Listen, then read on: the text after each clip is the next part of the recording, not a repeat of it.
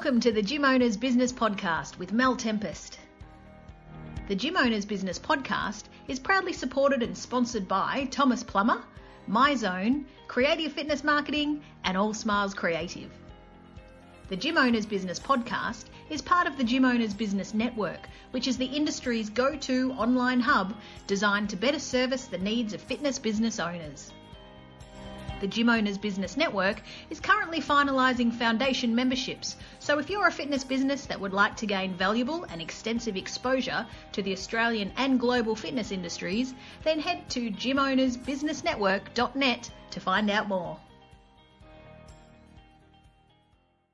Wow, good morning. It's Mel Tempest from the Gym Owners Business Podcast and Network. And today I'm speaking to two amazing guests, being Bobby Cappuccio and Sean Mulroney. Now, I'm very excited to have a chat with these guys today. So let me tell you all about Sean. Sean has an incredible story, which I'm going to get him to all chat to you about shortly. And through his story, he's created the Obesity Revolution and Teens of America. But first, I want Sean to share his journey with you. And Bobby, as we all know, is a best-selling author, speaker, and coach. And Bobby is globally helping people reach their health and well-being goals through behavior change. So good morning to both of you. Good morning, Mel. Awesome. Now, Sean, I'm going to start with you first. Sean, you have an incredible journey, and it's certainly not over. Can I ask you, at what point in your life did you say no more in regards to the obesity issue? Sure. Well, that's a great question, Mel. Anybody that, that's obese or morbidly obese, they want to lose weight worse than anybody does, you do. And of course, all my choices started way back whenever I was a kid, from drugs and alcohol. Then it turned over whenever I gave that stuff up. I turned into, food, sodas, caloric drinks, all that stuff, and just replaced all that stuff. And then I got to the point, I was a functional obese person. When I got married, I was about 300 and, high upper 300s. And then I got an infection. When I got that infection my first time in 2000, I kept on getting them, and then it formed cellulitis and then lymphedema. And then in 2004, I was at my highest weight, which I did not know that when I got into the hospital, almost died from an allergic reaction to an antibiotic. And I tipped the scale at that time at 567. And then from there, I went all the way up, and my highest weight was 587. And I knew that I had to make a change. I tried everything. I tried every diet, every this, every that, trying to get my body under subjection. But, I find out you can't do that unless your mind isn't in shape, your body's not going to get in shape. So I started down this, downward spiral, went to the darkest point of my life. And, my mother died. I was in the hospital 11 times since 2000. And died from, sepsis, almost died from sepsis. And, of course, I knew I needed to make a change all that time. And then there was just 1 year solid that I said, I don't want to, live. And I was in the darkest period of my life. And, my first daughter was born in 2010, Madison. And that got real. It was like, I got it, not just myself, my wife, but now I have a daughter. It took us 12 years to have our first child. And then Olivia was born. She's 4 now. And then it got really big time. It was like my why was presenting itself. And then in 2016, December 26th to be exact, my third daughter, Mackenzie, was born. And I cut that umbilical cord, Mel, Bobby, and a wave just came over me. I was just like, I need to do something. But prior to that, I had trainers, probably 30 plus trainers that turned me away. I asked, for their help, and, they just said, go see your doctor. The doctor says, go see this. And, nobody was there, or somebody would take me on if I take their products or, whatever. Yeah. I just was being dismissed. And so December, I was at my house and I was trying. I was on my journey for 6 years. So first 5 years I was spending getting my mind in shape. I didn't realize that because 6 years ago I gave up soda. I gave up fast food, haven't had a Big Mac in 6 years. And so I was taking these small steps, and small tweaks lead to great peaks. And I did not know that at the time, but that day, Mel, I called a gym 3 miles away from me the day of my daughter's, my third daughter's birthday. And when I called out 3 miles away, I watched my two oldest, playing in the living room. My mother-in-law took them. I called that gym, and receptionist answered the phone, and I just said, there's no trainers there, she told me. I said, well, I just poured out my heart to her. And I said, here's where I'm at. I said, I need help. I said, here's where I'm at, my highest weight. She goes, She goes, Sean, I'm sorry to hear that. I will leave, this note for a trainer. And I heard that before. So I just wanted to put out one last plea. And sure enough, an hour later, I get a call, and it was Brandon Glore. He said, Sean, this is Brandon Glore from, the gym. And I said, Brandon, I said, man, thanks for calling me. We spent about an hour and a half. He goes, hey, you want to meet? I said, yes. I said, well, this week is out. My wife just had our third child. And he says, well, how about I come to your house? I was like, what? I said, I'm deaf in one ear. I was like, that's my deaf ear speaking to my good ear. And he said, no, I'll come to your house. How about tomorrow at 2:00? I said, man, yes. So I did not know this at the time. He wasn't taking any clients on. He was completely booked. And he came over to my house the next day. We sat there for 2.5 hours. And I tell everybody, it's a joke. I say, he just wanted to come over to see how fat I was. And I just laugh and get everybody cutting up about that. And sure enough, we spent 2.5 hours there, Mel. And he told me, he looked at me, he goes, you're ready for this? I said, yeah, I'm ready. And he told me, he says, I'm going to take you on. I said, are you serious? He said, yes. And I got into it. I said, well, how about the price and everything? And he said, I'm taking you on for nothing. And I said, are you serious? That's my deaf ear again. I said, what do you mean? He goes, no, he said, let's go to work. He said, I'm going to help you. I'm going to be there. And then I asked him this question that I ask everybody, that since I've been talking to trainers, and, Bobby, who is so kind to, take me under his wing, and you, Mel, and allow me to be on, your podcast. I mean, I'm honored, but I said to him, I said, Brandon, have you ever been overweight? He said, not 5 pounds. And I said, have you ever worked with somebody like me? And he says, no. And this is where the change is right here. And I'll leave it at this. He said to me, he looked at me, he goes, you know what?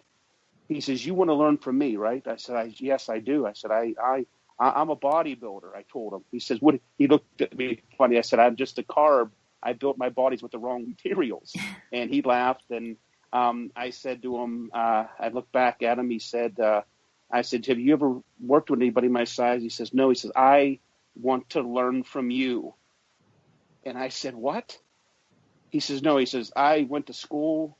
I went to every training. He said, I went to 4 years of college. I have the bill to show for it.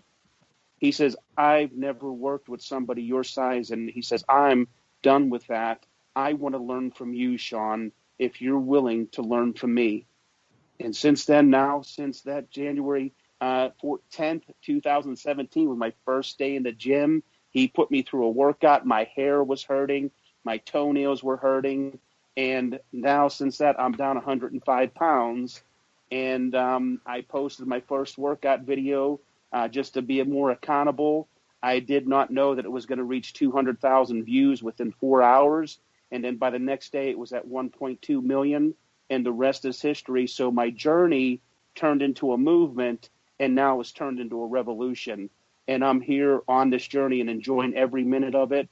And now I get to share this with your podcast, Mel, and with the world that, hey, my obesity does not define me. And I think it's an incredible story so far, Sean. I really do. But the one thing that really disturbed me about what you just said, and I'm going to ask Bobby his thoughts on this, is when you said that you were dismissed. I mean, who dismissed you? And Bobby, why would somebody dismiss somebody like Sean who's asking for help? Because Sean's not the only person globally with this issue. You and I both know that. So why would somebody dismiss somebody that's asking for help? I went mental when Sean first told me that. This is not the first time I heard that. And the first time I heard that, it hurt. Because we talk in our industry a lot about helping people. It's our mantra. And some people, I mean, look at Brandon. There are trainers out there like that, operating off of that level of compassion, humility, servitude. And in the very same industry, we have people under the guise of, I want to look good publicly, so I'm going to profess this. But then they raise the bar to entry, or in this case, they close the door to entry of our industry completely when somebody falls outside the scope of who they want to work with. And, you know, when I first heard Sean say that, you know, the first thing that popped into my head was maybe a good portion of these 30-something trainers turned Sean away because they thought, okay, this is outside of my scope of practice. And I don't want to negligently step out of my scope of practice and unwittingly do harm. But the second part of what Sean said really disturbed me. I know I can't help you, but here, take my pill or drink my shake. I'm convinced this is exactly what you need. You need to go to a doctor, which is not bad advice. I need to work in conjunction with a medical professional. Again, not bad advice. Because of the dynamic complexity of the situation and what it's going to require on the journey. However, I'm sure that my shortcut solution, because I'm in a network marketing program, will absolutely help you. Now, that's not a dig against network marketing. It's a dig against the intention of, I see an opportunity to exploit someone's situation. So maybe they can invest in my product, but I'm not going to invest myself in them. There's a lot of reasons for it. And you know, I don't know exactly what it is because there's so many variables to why someone does something or doesn't do something. And any answer I give is going to be based on my biases, but my biases are based on my experiences. And very often in this industry, I was talking to the founder of a major health club franchise in the US yesterday, and this came up. My experience very often is that in the midst of a rare few, and when I say few, I mean there's a lot of them. In the United States, where I'm doing this podcast right now with you, there's 300,000 certified trainers. So when I say rare few, there's very many of them that are extraordinary. But they are mixed in with an industry that very often is hyper-focused on ourselves. And we talk about one thing, but we do a completely different thing whenever the opportunity presents itself. You know, we talk about helping people, but really when you see somebody on a club visit, and, you know, Mel, you're not a stranger to this, you know, you'll have somebody who's a regional manager sitting down with a general manager and saying, all right, I want to see all your profiles. Who came in? Okay, why did this person not join? Well, gee, I don't know. Let's take a look at the profile. So what was the objections? They go right to the objection. How'd you overcome the objection? So the entire conversation is around what do we need? What do we want? What are we going to ask for? But very rarely have I seen somebody say, let me ask you a question. This person came in, said they wanted to make a change. For whatever reason, they decided not to. What was the worst experience this person ever had related to exercise or at least physical activity? Were they into sports when they were younger? Did they get picked last? What's the lowest point they were at? What right now is the biggest problem and pain they're facing as a result of the situation? And what did they say about how that's going to exacerbate itself and expand 2 years from now, 3 years from now, if action isn't taken immediately? And they have no answer. So you're worried about your clothes, but you don't even know the person. You didn't even care to ask a question about the person who came to you for help sitting in front of you. You know, the reason why you lost a member or you, in some cases, lost a client is because you never really deserved one in the first place. Because, I mean, correct me if I'm wrong, Sean. I mean, there is a large element of luck. We talked about this because imagine if after trainer 29, Sean said to himself, you know what, this isn't for me. Because we talk a lot to Sean about what he should be doing and how he should think and what his attitude should be, because we have tons of assumptions about right thinking, right behaviors, right values, right choices, wrong choices. But then here somebody goes through 20, 25, 26, 27. I mean, what happened after the 29th trainer where Sean decides, I'm never going to find someone who's willing to work with me in the fitness industry, and relapses back into his behavior patterns. But now he feels a little bit more of what we would call learned helplessness. And not only does he not try, he gives up completely. And his situation not only fails to get better, it gets worse. It just happened to be that after he kept trying, he picked up the phone and called the right club. And as much as I love Brandon, let's give credit to the person who was actually behind the counter. For her to even say to Sean, wow, I'm really sorry. How many clubs would Sean have called? And they're like, oh, okay, after hearing his whole story, here's a human being pouring their heart out to you. Yeah, I got somebody coming in. Okay, I'll hand this off. Click. But to actually take the time to acknowledge him and then pass on that information to somebody who represents everything the training industry, the fitness industry should be at its best. So there was an element of luck there. Let's be honest. I mean, Bobby, you and I both know people do that every day in the club. They put it in the too hard basket, don't they? They want everything to fit inside the little box. They want the perfect client to PT. They want the perfect person that's going to answer the questions when they walk in to join the gym. Anything that becomes outside the square that's too hard to answer, it's easier to ignore than to help. Yeah, very often. It's not very often, it's every day. I mean, it's every day, isn't it, really? Because reality is, I mean, correct me if I'm wrong, you and I and Sean wouldn't be having this discussion now if the fitness industry had it right. And the fitness industry has it very, very wrong. And that was actually one of my forthcoming questions to Sean. I mean, Sean, obviously, as you said, you've gone through all of these phone calls and ringing these clubs and people dismissing you. I mean, how do you see the fitness industry club owners being able to make an impact to fight obesity? You tell us, as the client, what the hell are we doing wrong? Because Bobby and I have these conversations a lot that we've just that we're having now, where people are dismissing people aren't asking the right question. So you, as a consumer that has an obesity problem, what the hell are we doing wrong? Well, to be honest, Mel, and to the testament to be respectful too, I thank God for trainers. You know what I mean? Thank Brandon. They're them out there. We throw the baby out with the bathwater, if you will. Thank you. Like with you, you think about you, Mel. You have a compassion. Bobby has a compassion. They're out there. There's other Brandons out there. And I had a pretty, big trainer one time said, well, that's not my area of expertise. You know what I mean? But hey, good luck. You know what I'm saying? I hope you find somebody aspect. I think what it is that if somebody says it ain't my expertise, then why don't we train? And I think that this is an incredible point. One time, Bobby and I were talking, and he said, with Brandon, where he's at, it's going to make him more versatile by working with somebody like you and the rest of the people that have come on board that Brandon's working with.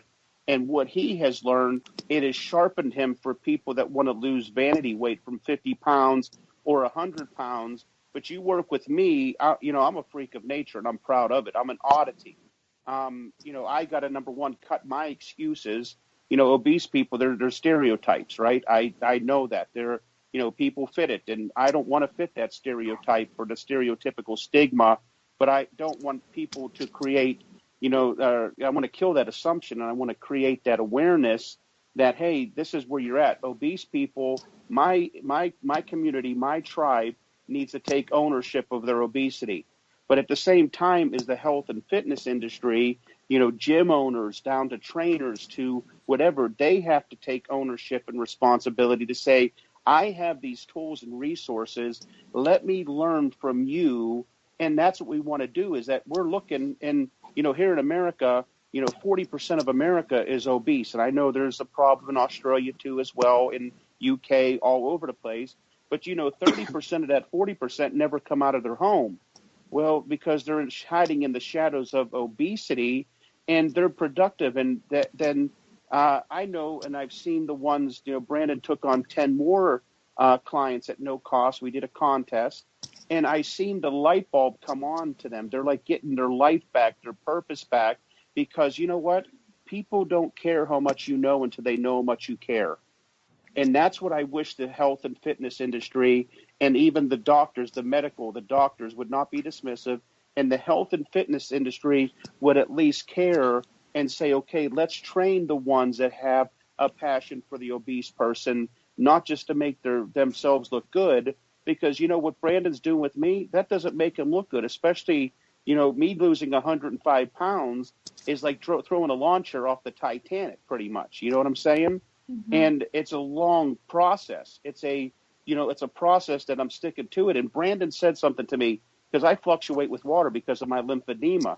Well, Brandon got a whole education on lymphedema that he didn't even know, and then retaining water, and even that what he assumed. And you asked Brandon this, he thought, Sean, come on, you're not doing what I'm saying. I said, Brandon, I am. My wife does not lie for me, and she said, Brandon, he is on it, and then he got a dose of reality by looking at this because the retention of water, there's other things that not operating. I'm a fat storing machine.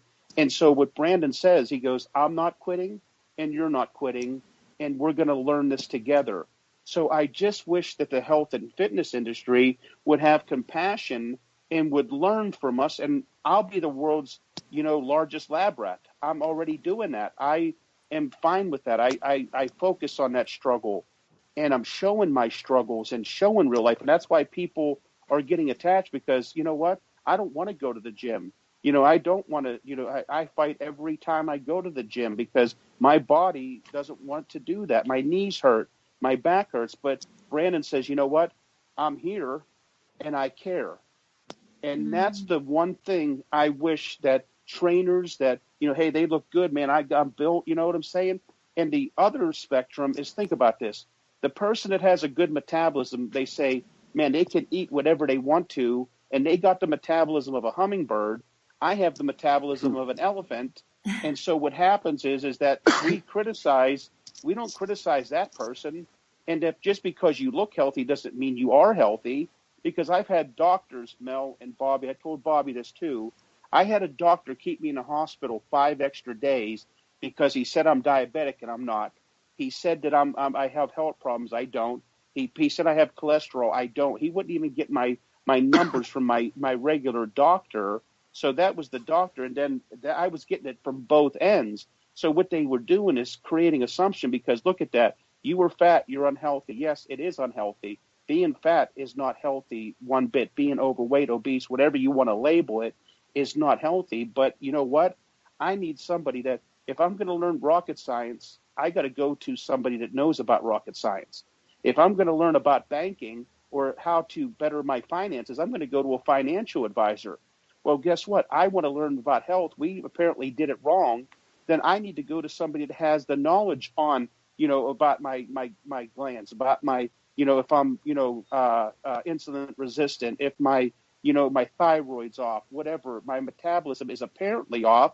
And especially with my, my gut health, that's off too, because I've been on antibiotics for 18 years. And so nobody has ever told that. So I would just like the compassion and the education that they would instill in us and say, I'm going to learn. I don't know this, but I'll take you on, just like Brandon did. And just that compassion and that caring, that's what would change the health and fitness industry. And I'm willing to do that and say, here I am, work with me. And I got hundreds of other people that are reaching out to me every week and saying, I need help. They're begging. Their battle cry for obesity is on like never before. And they're tethering to me because they're saying, man, how are you doing this? What are you doing?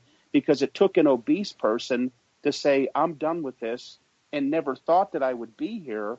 But I just want the health and fitness industry. I want to change the gyms, for people to be obesity revolution certified, and that we have all over gyms to where people and trainers are taking obese people on, and then they are caring for them and instilling the knowledge that they have about their physical and their health and exercise. That's what I want. So, Bobby, let me put this to you as a fitness professional.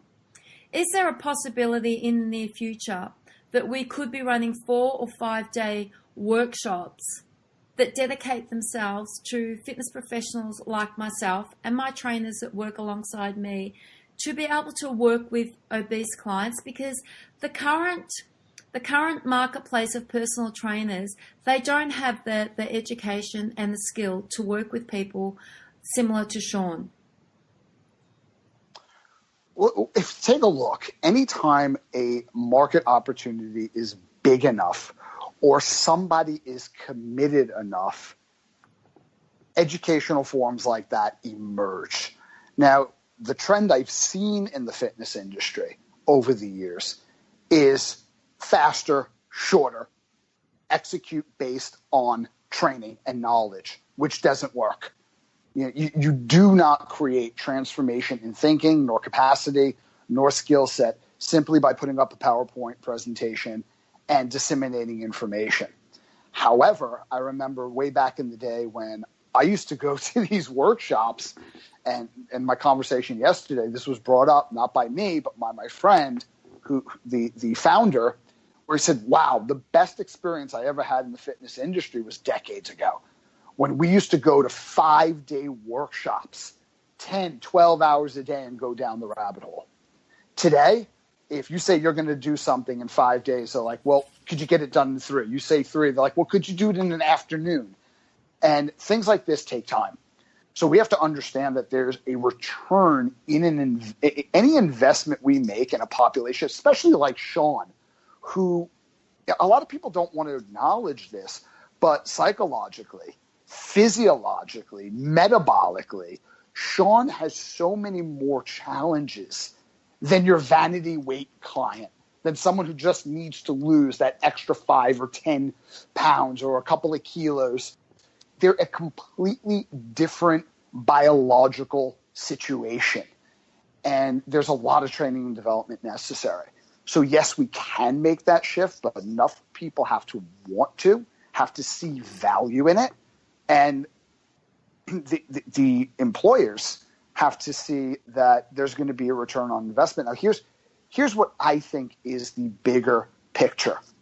The more let's go back to that trainer who said, hey, you know what? You're a little bit outside my scope of practice. I have respect for that, because in a very real way, this is outside their scope of practice. However, better than that is, Brandon, I don't know exactly what I'm doing, but here's what I do know. I care. I will put in all of the effort to help facilitate your outcome if you're willing to commit and meet me halfway. I will learn whatever I need to learn. I will find whatever network I need to find in order to be able to help you. Now, think about that for a second, Mel. Think about a trainer in your facility who hasn't been through a sales course. They don't know the doorknob closed, the puppy dog closed, the alternative choice closed, but they sit in front of somebody who is very apprehensive because they've been turned away literally dozens of times, because they don't know where to begin. They don't think it's possible. They've not been through that journey before. So you have skepticism and terror and the absolute disposition where I don't want to be judged by you. And you have that dynamic working. And this trainer looks at Sean and says, you know what? I don't have any sympathy for you, because I know you're not a victim. I know you're capable. I know this is absolutely not beyond you. And even though I've never been in your situation, I have a ton of empathy. I can only imagine what you're going through. And if you're willing to teach me, just like I'm willing to teach you, if you're willing to make a commitment, just like I'm willing to commit everything to you, the outcome has to be your responsibility, because I am not with you the other 23 hours. But I will tell you this, I will do everything I can to make sure that you have all the resources, that you will not fail. I will partner with you. I declare this Think about that conversation communicated emotionally and authentically. Are you telling me that what that trainer would need to drive the business is a better freaking closing technique? Are you joking? Yeah. Think about the humanity there. If somebody gets up from that, they weren't ready. They didn't want the help in the first place. And that's got to be okay. We've got to be okay with those people. Yes. Because delays are not denials. You know, I had a conversation with a phenomenal woman. You should probably connect with her, Sean. I think you guys would love each other. Her name is Artemis Limpert. Now, a lot of people don't know who Artemis Limpert is. She's an international speaker, probably one of the most powerful people from the stage you'll ever listen to. And she was the overall winner of the very first Body for Life. Now, she competed against 720,000 people, and this was a woman who was never fit in her life. And she always struggled. She struggled in a lot of areas with work, life, her weight, but she made a declaration. And here's something that she says. There's two really important things here. And she was talking about the trans-theoretical model of change and when somebody's in the preparation phase. And I'm going to break that down into simple English. That's when somebody resolves, I will do this. Now, when they say, I will do this, this is something the fitness industry has to get through our heads. It doesn't mean they're going to do this right now, today. I've heard sales managers get up in front of their sales team and say, look, if somebody takes that walk through that parking lot, which is terrifying, and they walk through the front door and they sit down, they go for a tour, they are ready to buy today. And in a lot of cases, that is absolutely correct. And in a lot of cases, that is wrong. That is their first step of exploration because they have made a decision, but they haven't decided to execute today. And the question you get is, why would someone go through all that and walk out? An array of reasons, a multitude of reasons. We've got to be okay with somebody who is in the pre-contemplation, which you'll probably not see people very often who are in the mindset of either I can't do this, I know I should, but I can't, or I won't. But we deal with people who are in contemplation. They haven't said I will. They're saying I might. And non-judgment and unconditional positive regard and being okay with whatever they decide, all things being equal, very often tips the decision in the favor of action because you mitigate the threat that you present to this person. And that's very critical for us to understand. And Artemis also said that this wasn't her exact words, but I'll use the word declaration. When you make and keep your declarations, no matter what, you are 60% there. Now, Sean said, well, I've been doing everything right and not progressing. Well, that's true because you might be dealing with issues of insulin resistance, leptin resistance. You're dealing with a malfunction in satiety centers. You're dealing with a lot of issues that might not be as commonplace, but still, what does Sean do every day? He still keeps his declarations no matter what. Does that mean we never go off? Does that mean no one ever has a bad day or a bad weekend? What do? You enjoy it. You have fun. You get back on track. You don't catastrophize. You don't blame yourself. You say, wow, what did that mean? How did I enjoy that? What did I learn from that? You go through a process of understanding what your triggers are, why you were predisposed to that relapse in the first place, then you get back on track. So if we meet people where they need to be met, when they need to be met there, and we hold ourselves and them to their declarations, just the declarations, you're 2/3 of the way there. Sean, how do you relate to what Bobby's saying? I 150,000 agree. I mean, a million. I don't know how to agree anymore. You know, if I could, just put a bunch of hearts up there, I mean, I'd go nuts. because that declaration is so vital, because it is not a one size fits all, and I did break that chain. Okay. Number one is what Bobby said, is that, have I had bad days? Yes, I have. Have I went off course? Yes. But one thing that I broke, and it was amazing when I did, is I used to self-sabotage, and whenever I would get off track, I wouldn't get back up on the horse. So every time I do that and I get back up on the horse right away. I don't do it, whether it's a weekend, whether it's a day, whatever.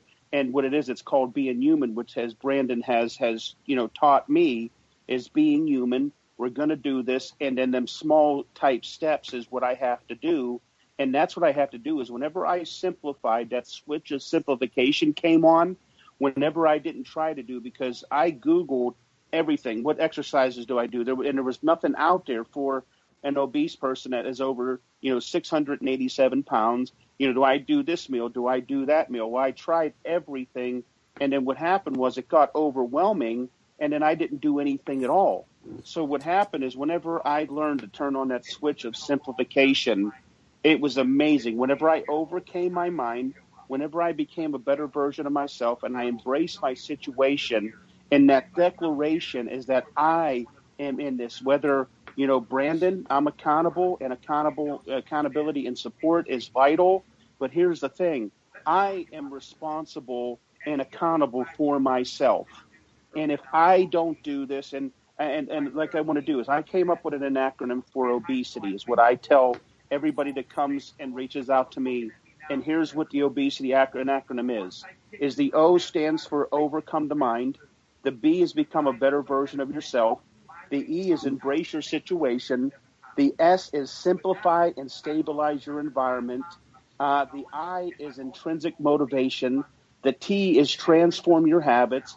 And the Y is you are accountable and responsible for yourself.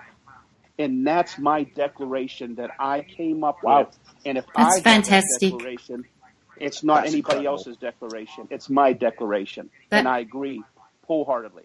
That's incredible.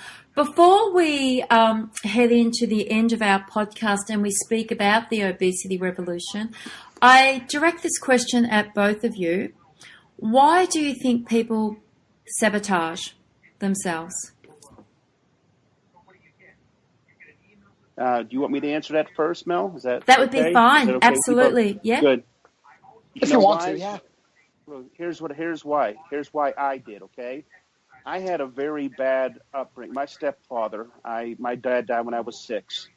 My stepfather was verbally abusive. I was physically abused. I was mentally abused, and I was also sexually abused by somebody in my neighborhood. And I had to come to grips with all that. You got to come to grips with your past, because if you don't outlive your past and don't overcome your past, you're never going to go forward. And I had to get past my past. And what happened was my stepdad treated me like garbage. I could do no right. Everything was wrong. On the other hand, my mother, she treated me like gold, and there was a conflict. And my dad always used to tell me, when behind closed doors, when my mom wasn't listening, was that you are the reason why your mother and I fight. And he said, you'll never amount to anything. So what happened was, now I'm responsible, but a person that does that, I have to take ownership of myself. But what that did to my stepdad did to me caused me to where I believed what I heard for all them years. Okay. And so what I have to do is I have to finally fall in love with myself for who I am, where I am. And if I don't do that, if you don't love yourself, you can't properly love anybody else, bottom line.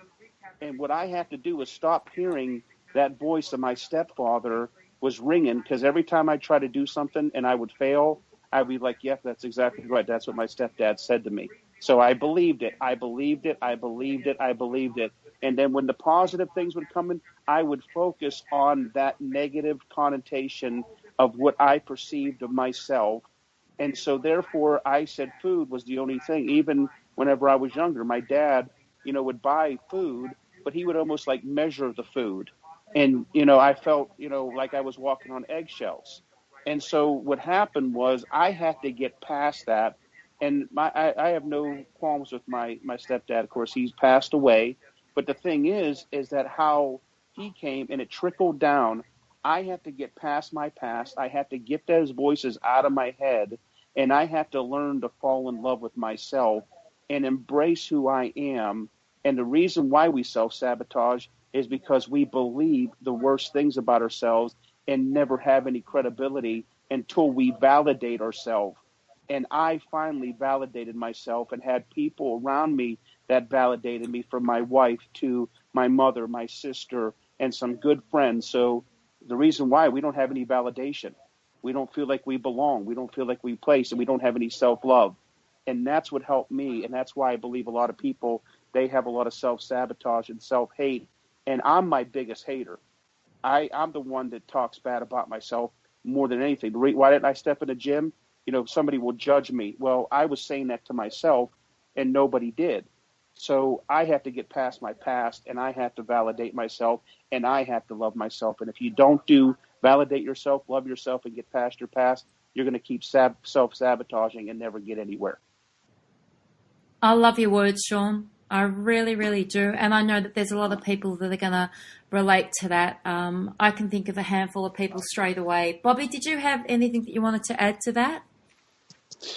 When me and Sean started talking, getting to know each other, it was amazing how many parallels we had in our childhood and our upbringing. Yes. And, because Sean would tell me some things that were just tragic, but they were weird in they're atypical. Like, wow, okay, you don't hear that, but it was almost like he was telling me my story. Yeah. I was like, where there was a couple of things that had happened in my childhood, I had forgotten about it.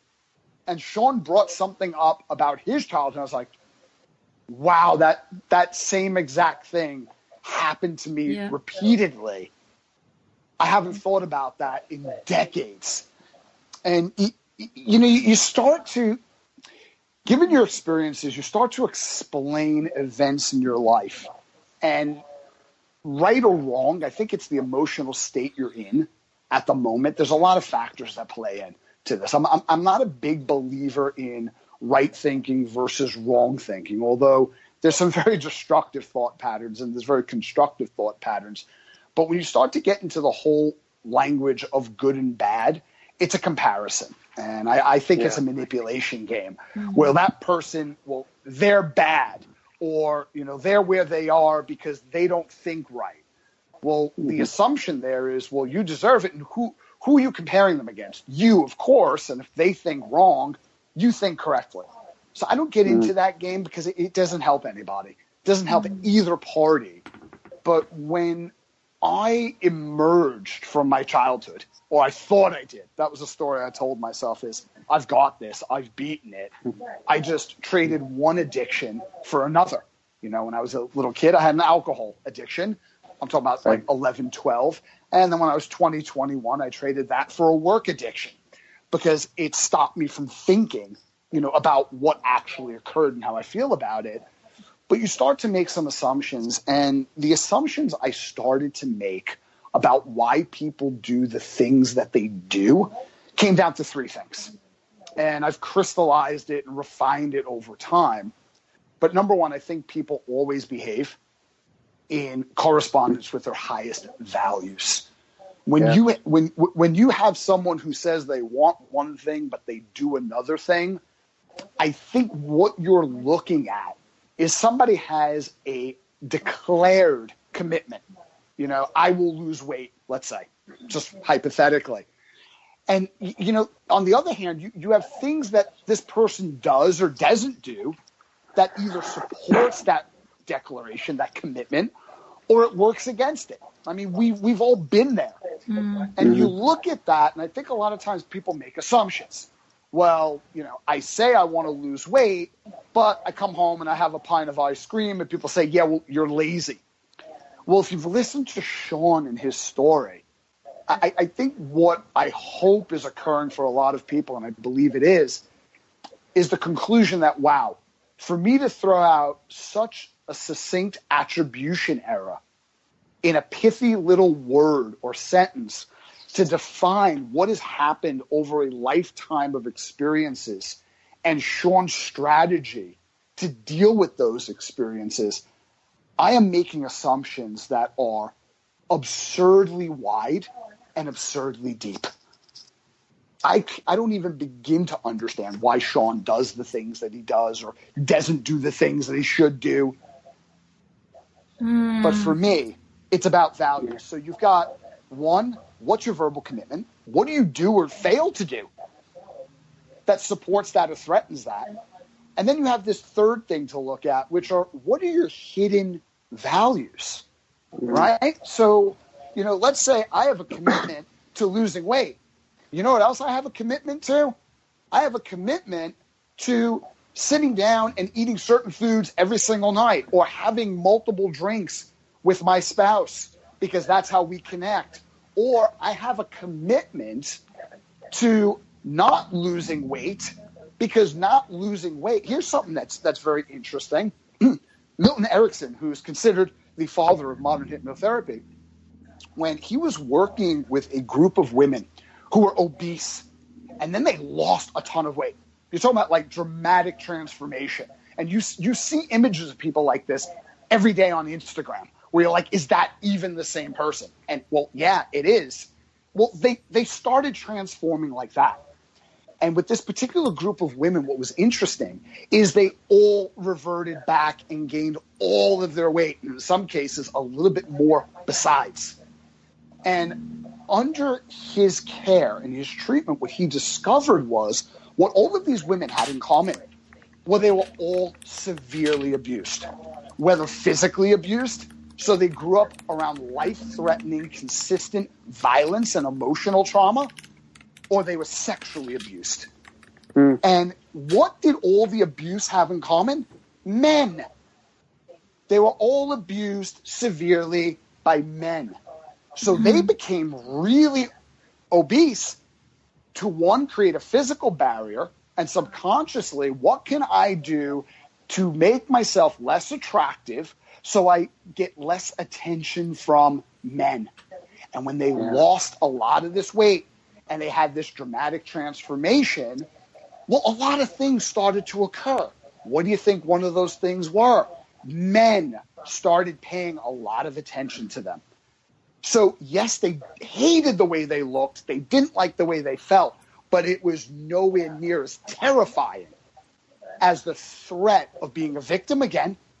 Friends that they had known for a long time, who they knew were not after them for their body, started paying attention in a very different, and in their mind, a very threatening sort of way. So now they didn't have the confidence of friendships. They felt the potential of threat, just like when they were younger. So you have this commitment of, I want to lose weight, but then again, they're doing all these things that stop them from losing weight. And we as an industry say, well, yeah, that's because, insert whatever belief, assumption, attribution error you want to insert there. But really the hidden commitment was, I was never safe. And when I lose weight, I don't feel safe. So let me ask you something. How successful are these women going to be in this group at losing and keeping the weight off long term? So one realization I think we need to arrive at is we do not train the human body. We train the human being that resides within it. That's a subtle but powerful shift. Yes. So there are a lot of assumptions and beliefs at the end of that have to be dealt with in order to reverse that, where I can have this and I don't have to sacrifice this hidden commitment. As a matter of fact, one commitment supports the other, because I believe behavior, when you're not dealing with clinical issues, that's my disclaimer, behavior comes down to three things. And this is an oversimplification, but in my own personal experience, I have found this right over and over. One, people act in correspondence with their highest values. When you ask them to sacrifice what they value absolutely most in the pursuit of something they value less, they wage an internal war against themselves, which they will not have the endurance to win. Number two, people's behaviors are highly influenced by an attempt to meet their most basic human needs. What are their basic human needs? One, physiological, right? I need to be alive. Two, I need to feel safe, physically safe, emotionally safe. Three, I need to belong. right? I need to know that I belong somewhere. I need to feel significant. I need to feel inspired. So we either are behaving in a way that allows us to meet one of those needs, or our behaviors are rooted in the fact that one of those needs are going grossly unmet and we're trying to compensate for it. Now, is what I just said absolutely true? I don't know. But the better question is it useful? If I look at a person like Sean and I say, well, you know what? He's just not motivated. Maybe he's lazy. Maybe he makes, I love this one, quote unquote, bad choices. Because I make freaking amazing choices in every situation in my life all the time. But he makes bad choices. That belief system isn't going to help me. And it sure as hell is not going to help Sean. It's going to shame him back into the same behavior patterns that created the problem in the first place. Where if I believe, you know what, this guy's doing the best he can with the resources he has. He needs more resources because I believe he's resourceful. I believe if I know what his highest values are and how this journey, this path will support that, he'll act in correspondence with those. What are his needs? Which one of those needs are most important? Because he's going to act to fulfill that. Which one of his needs are going unmet? Because that's going to create a behavioral response. You know, if he feels love every time he's losing weight, right, when he first gets started, but then after a certain period of time, they're like, oh, Sean's got this. And people withdraw. But when he trips up and has a relapse, gains weight again, people like rally around him. That's significant because belonging is major.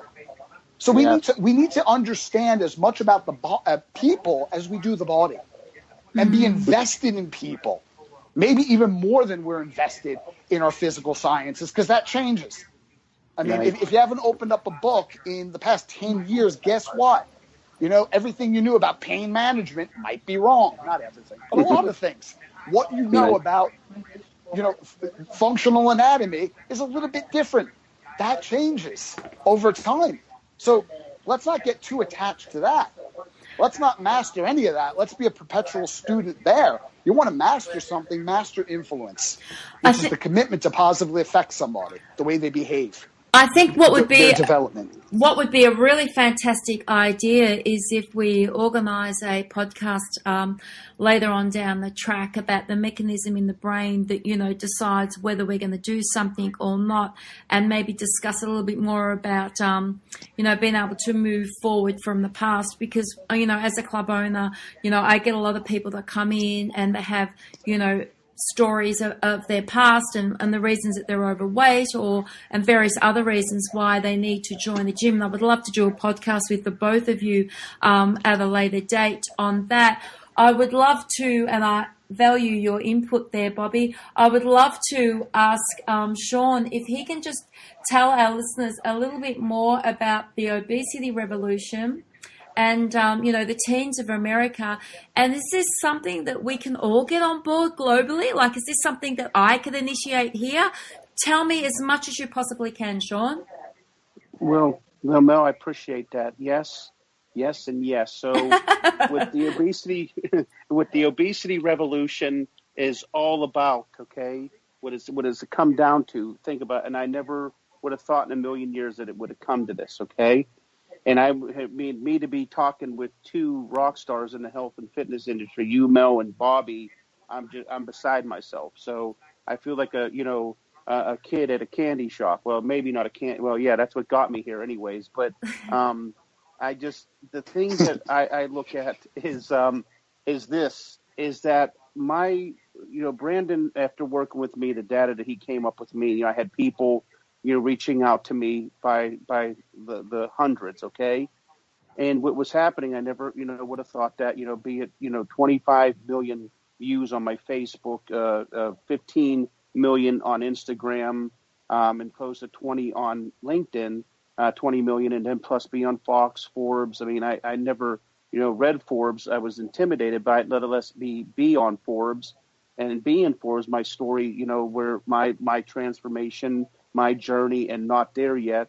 And so what happened is that when I found out that, hey, in the obesity revolution, the name came about was organic because people would start hashtagging hey, hashtag Team Sean. And they started hashtagging, Sean, you are the face and the voice of obesity. You are the obesity revolution. And I didn't think nothing of it at the time, and people just started coming on board, and 100, 200 people reaching out to me every week. And the awesome thing is Brandon came to me, and what he started doing was getting success, changed my meal plan up, and there's not a one size fits all. And we can't treat health and fitness as a cookie cutter, which that's what we want to do. We want to put everybody in a mold, and we want to sort of put them in a cloak, and I don't fit. I don't fit in the cloak, and I don't fit in the stereotypical thing. So Brandon came to me, and which has went and ignited, is they came to me. He says, Sean, we were getting ready to be on Fox and on our interview, and they came and interviewed us for 6 hours, and we went there, and Brandon came to me at the before we went on. He said, hey, I want to do a contest. I said, what do you mean?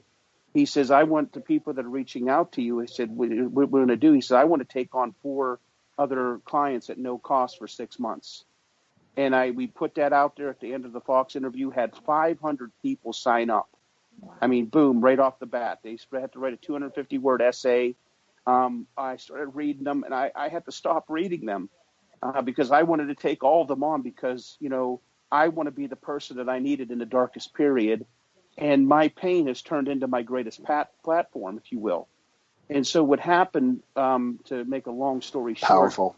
He came to me and said, hey, he goes, we did that, and we had 500 people sign up, and we were going to get down to the final 10. I had to divvy them up. Brandon said the same thing, as I want to take every one of them on, because he was reading, and it turned his light on even more, because he didn't realize how much of a problem it was, because most people are hiding in the shadows, okay? And they're hiding in this obesity. They're waiting for a trainer to fall out of the sky. They're praying that, man, I just need help. I want help. I want help. And they don't know how to get it. They're watching these shows, My 600-Pound Life, and they're exploiting, them, and they're thinking that's my only answer. And so what we did was we divvied them up, the 500, got down to the final 10, had a team of 10 people. They read all of them, got down to the final 10, and Brandon was going to reach out and call them and tell them that they're finalists. And so what happened was they started crying, right off the bat. And Brandon came back. He always likes to throw curveballs at me. Whenever I'm getting weighed, he's looking at the number, and he's like has sort of this, bad look on his face. And he turns, he goes, look, and he smiles because he's just throwing a curveball at me. And whenever I lost my 100 pounds, whenever I got down to 105 pounds, it was just amazing. And so what he did to me, he goes, Sean, I can't take on 4 at this rate. I said, what do you mean? He says, I interviewed them all. He says, I'm going to take all 10 of them on. I'm like, what? So we had 6 here in St. Louis, 2 out of state, and 2 out of the country. We had people signing up all over the world. My Fox interview's at about 5.4 million views just by itself. And what happened was we had people just, man, I'm sorry I missed it or whatever. And he took them on January 13th, almost a year to the day that I went to the gym. On January 14th or January 10th, I went into the gym for the first time. We met January 13th, a year and 3 days later, and all of them came in. They were so subdued. They were so, withdrawn. They didn't know how to take this. They were just happy that somebody was paying attention. So we met there. I shared my heart with all of them. Brandon shared his heart with them and said, are you ready to work? And right now, all of them right now are down collectively 300 pounds since February when they started their whole meal plan. 300 pounds. All of them. Stella's down 75 pounds right now. Steve Eaker, he's down 80 pounds. Todd is down close to 90 pounds. It's just amazing. 40 pounds, 30 pounds. Everybody from L all the way up to, that's not counting my weight either. And so what happened is that now it's turned into another thing as people started reaching out again. And then we did the Obesity Revolution to where what we want to do is have a membership.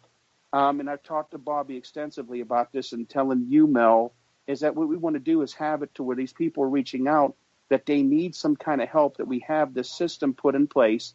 And all of them that are reaching out and they're saying they want to do this, they want to do this. I got people like today. I was on the phone for 4 hours today with people that have reached out, and I have to, my schedule, I'm trying to, keep it down. and trying to make sure I schedule it out because I want to give all my time and be that person I need. And I know I can't. I can't help everybody. I get that. But what I feel like is that my job is to be that usher and usher them to the help, to the resources, to the Brandons, to the Mels, to the Bobbies, and us put this system together and this membership. And we already have an app that was created for us that Bobby knows about as well. And then what we want to do is also to be able to put this in gyms all across the world. And what they want to do is that we become a certification type thing, become obese, like the Silver Sneakers is or something like that.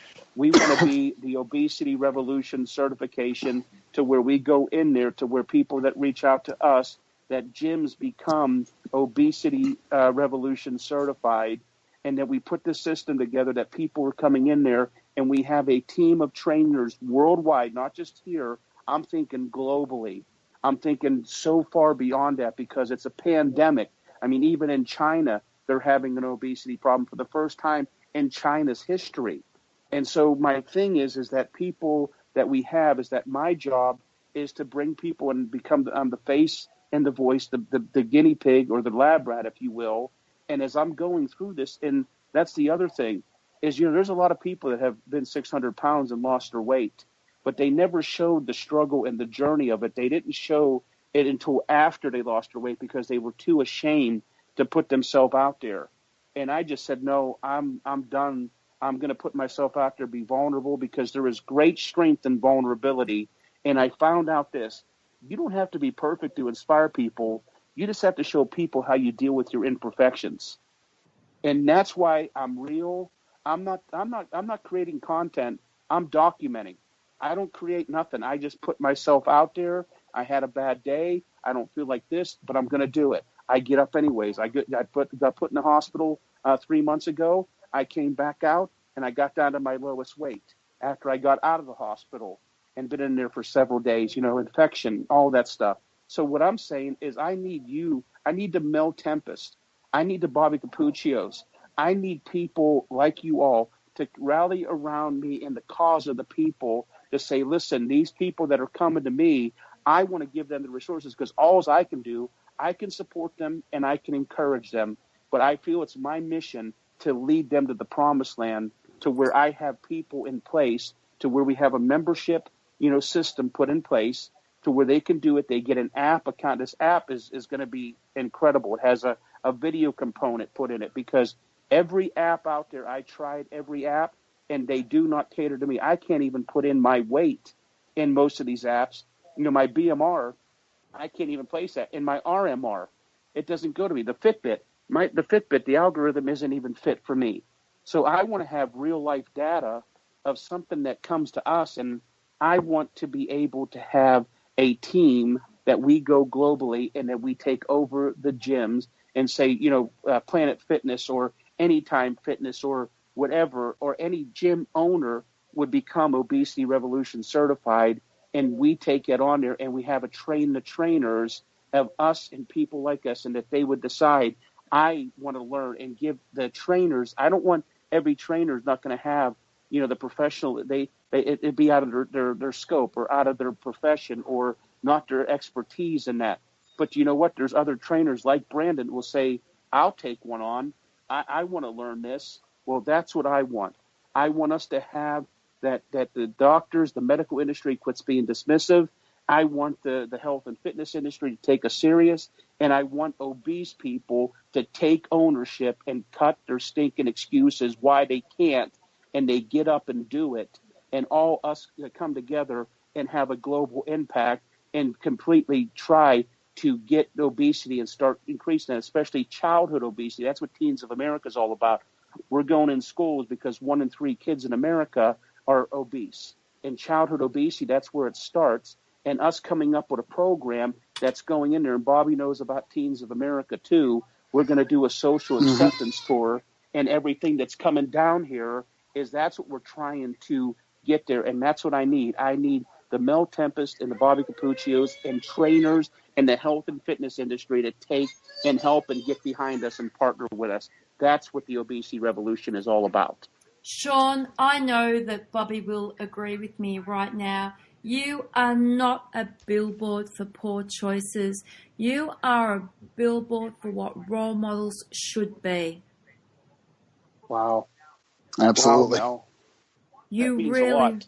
honestly, you really, really are. And once we get this podcast out there, I'm going to start hitting up some. I'm going to start hitting up some sponsors. We need to get this happening, because I truly believe that what your vision is can happen.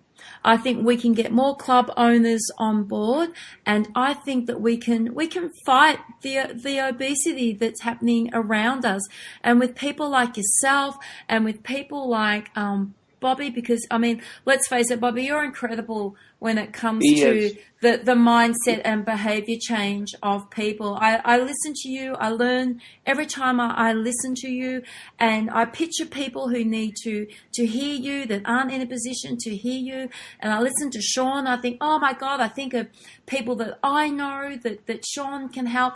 And I just think the two of you together can create the change that many, many people haven't been able to do so far. Wow. Wow. And Mel, don't outsell yourself either, because you have the passion too for what you do as well. So Thank you. you're a top dog also, seriously. And yeah, the Bobby Cappuccio's out there. He's become a great friend and role model and mentor to me. And I'm honored that you all would allow me to do this. I'm beside myself. You're very welcome. I think, I was sitting here and I was listening, and often we go to podcasts and we talk about, how to improve sales in the club, and what sort of marketing and what are the new trends. And we're so busy trying to be fashionable and in the now of everything, so we look like we're in the forefront of everything that's going on, that we really forget about the needs of the industry right now. And I think because we have forgotten about the needs, this is why we have such an issue with obesity, because we're all so busy trying to be trendy so that we can be on the front cover of the magazine, or be in the top 5, or be the next keynote speaker, that we've really forgotten about the people that matter. And the people that matter are, people like yourself, Sean, and you are, you're a role model to your children. And if you can't be a great role model to your children, then what's going to happen for them? What sort of foundation is that going to be for them? So maybe I think, and I mean this in a good way, maybe people need to get off their pedestal a little bit, come back down to earth with a thump, and say, why did I get into the fitness industry? I got into the fitness industry because I wanted to care for people. I wanted to change lives. Well, you know what? Actually start doing what you said you were going to do. Yes. Let's look at social media. Every time I get on social media, all I see is, I've got a workshop this Saturday morning. Come and learn how to earn $1 million in the next 5 years. Come to my workshop. Sign up for this. Sign up for that. Sign up for that. But nobody's doing anything to really help what the fitness industry is about, and that's people's health and well-being. And Sean, absolutely. Sean, this is what you're doing, and by creating an answer for people who are obese, I think what's going to happen from there is you are going to be the future of the fitness industry. You're going to be the foundation that lays the success for the new and upcoming, I hope, personal trainers and group fitness trainers that are coming through the industry, so that we're going to have the knowledge and education, and we're going to have some real test cases to show people what worked. And I think that you're awesome, and I think that I wish nothing but great success for you. And I know with Bobby there at your side, the both of you can change the way people look at the industry, most definitely. Wow, Mel. Wow, that just does my heart good, and I can't tell you how, amazing that, to be able to do this. I don't have to do this. I get to do this. And I never would have thought it in a million years. And Brandon couldn't have forecasted it. You know what I'm saying? And what happened is what I leave this is that something that Bobby said that, changed my life too. And it came back to me. And I mean, it's funny at the same time how I was thinking about it, but Brandon said he wanted to learn from me. So there's like these paradigm shifts, okay? And then Bobby on one of our conversations said to me, he goes, Sean, he goes, I've been wanting to help the health and fitness industry see obesity, but he said I couldn't go out and reach, a person that's obese and say, hey, come on, and then you become a social media sensation, because, we never would have thought this in a million years. Brandon took me on not thinking, hey, man, that guy's going to be whatever. He's going to reach millions of people.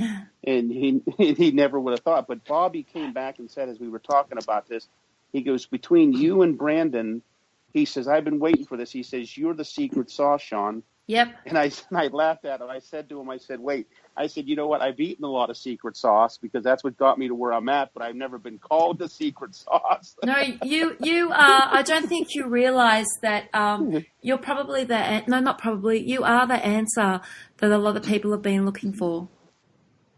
Wow. And well, you saying it, Mel, and then Bobby saying, both of you saying that, because I want to remain small in my own sight, not just my physical body, but, be humble about it, because, you saying that, and then when Bobby said that was like life-changing. Then you said, hey, you're the answer. This is like giving me chills down my spine. No, don't let it do that. Well, it did. You know what? Stay humble, Sean, and success will follow for a lot of people in terms of their weight. You know what? I would love to keep chatting, but we've been chatting for 70 minutes now, which is a long time, Yes. But so what we're going to do now is we're going to close off our podcast, and so therefore I'd like to thank Sean Mulroney. The obesity revolution is going to be the answer for many, many people. And I'm going to encourage club owners and fitness professionals to get on board. As always, Bobby, you add such insight to the podcast. What can I say? You're just absolutely fantastic, and you really do help. Thank you, Mel. You really do help people like myself. Even though I'm interviewing you, you give me tips and tools that I take away, and then I implement them with my team and even in my family life. So thank you very, very much for your time today. Everybody, it's good to hear that. Sean's details will be in the bottom of the podcast in terms of where to find him on Facebook and also on the internet. His website, theobesityrevolution.com, is the place to go and check out what he's talking about. Please do like Sean on Facebook. This is an incredible journey that is not over yet, and it's a global journey. And as always, you can find Bobby on all of his social media platforms. He's out there nearly every day posting something that gives us all something to think about. Gentlemen, thank you very much for your time today. Thank you both. Thank you, Mel. Thank you, Bobby. You all were awesome. I love you both.